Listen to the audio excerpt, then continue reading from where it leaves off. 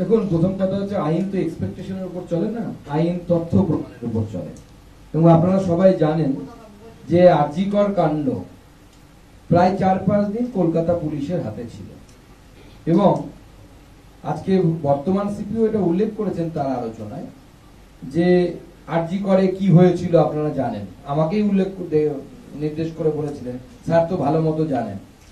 মানে উনিও স্বীকার করে নিয়েছেন যে প্রচুর লোক যাওয়াতে আরজিকরের এভিডেন্সেস নিয়ে গন্ডগোল হয়েছিল।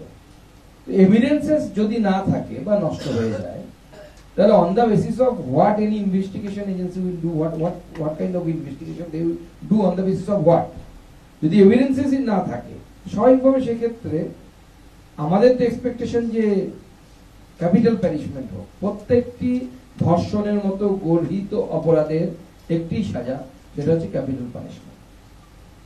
আমরা সেই দাবি, জনগণের যে দাবি, সেই দাবির সাথে আমরা একসাথে আছি।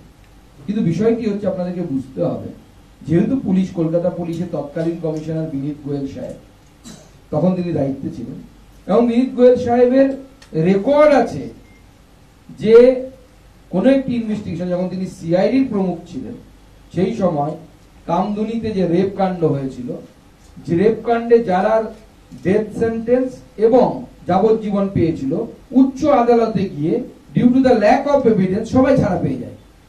সবার ডেথ সেন্টেন্স এবং লাইফ ইমপ্রিজনমেন্ট বাতিল হয়ে যায়। তার ট্র্যাক রেকর্ড বলছে, আমরা বলছি না। তিনি ইনভেস্টিগেশনের দায়িত্বে ছিলেন।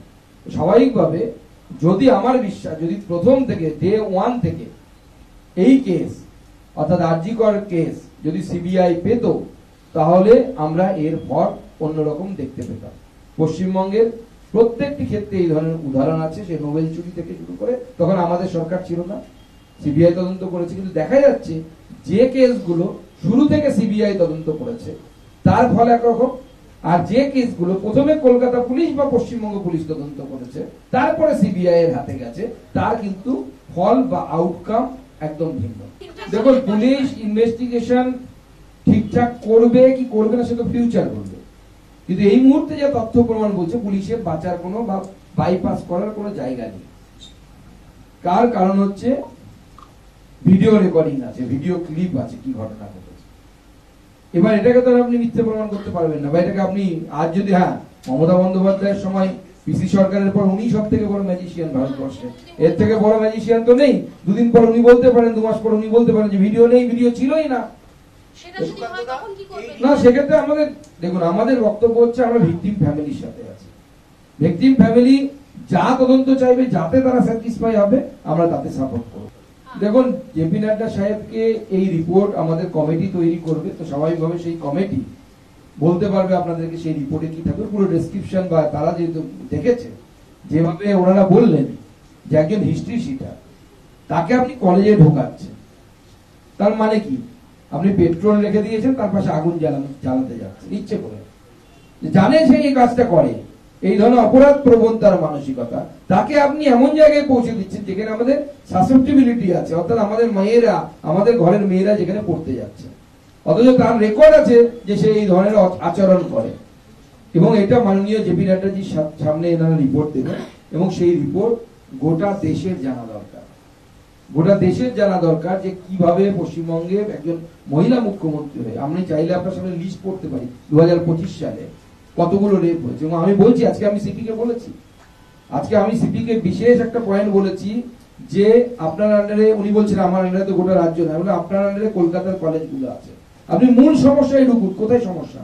সমস্যা হচ্ছে কলকাতার সব কলেজে পাস আউট স্টুডেন্টরা তারা কলেজের ভেতরে ঢোকে, এবং তার জন্য এই ঘটনা বেশি ঘটছে। এরা বছরের পর বছর ছেলে মেয়ের বাবা মা হয়ে গেছে, তাও তারা ছাত্র নেতা। যে বামফ্রন্টের আমল থেকে আমরা দেখে যাচ্ছি, আমার কলেজেও ছিল, বাবা হয়ে গেছে সে ছাত্র নেতা, এখন তৃণমূল সেই পথে চলছে।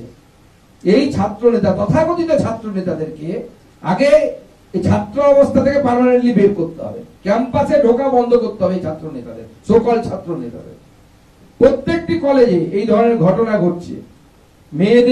মেয়েদেরকে বিভিন্ন সুযোগ সুবিধা দেওয়া, পাইয়ে দেওয়া, পছন্দ মতো সাবজেক্ট পাইয়ে দেওয়া, এর নাম করে তাদের কাছ থেকে আনডু অ্যাডভান্টেজ নেওয়া হয়। সেটা হয়তো পোশাকি ভাষায় বা আইনের কারণে হয়তো আমরা রেপ বলতে পারি না, কিন্তু এই ধরনের ঘটনা কলেজের বিভিন্ন জায়গায় এজ এ টিচার হিসেবে আমি বলছি পশ্চিমবঙ্গে ঘটছে, এবং এটা বন্ধ হওয়া উচিত। এবং এই তথাকথিত ছাত্র নেতা যারা সেই কলেজের স্টুডেন্ট নয়, পাস আউট করে গেছেন, তাদেরকে কলেজে ঢোকা বন্ধ করা উচিত। আমি সিপিকে বলেছি, মনোজ বাবুকে, যে আপনারা এইটা নিয়ে ভাবুন কিভাবে কলকাতার কলেজগুলোতে আপনারা এটা করতে পারবেন। এবং আমাদের প্রাক্তন ডিজিপি মুম্বাইতে জানেন কত বড় একটা শহর, তাকে কন্ট্রোল করা তার অভিজ্ঞতা আছে, তিনি সাজেশন দিয়েছেন ওনার তরফ থেকে একটা গাইডলাইন্স ইস্যু হওয়া উচিত। এটা এবার সরকার করবে কিনা সরকারের বিষয়, কিন্তু একটা আমরা সাজেশন দিয়েছি, এই কমিটি সাজেশন দিয়েছে, there should be a guideline from the end of police and that should be circulated in every colleges through the education, যেই প্রাক্তন ছাত্ররা ঢুকতে যেন না পারে কলেজ ক্যাম্পাসে। কেন ঢুকবে তারা? এক দুদিনের কাজ থাকতে পারে, আমি আমার সার্টিফিকেট নিতে কলেজে যেতে পারি, কিন্তু আমি লাগাতার ওখানে আড্ডা মারছি, মদ খাচ্ছি, এটা তো চলতে পারে না।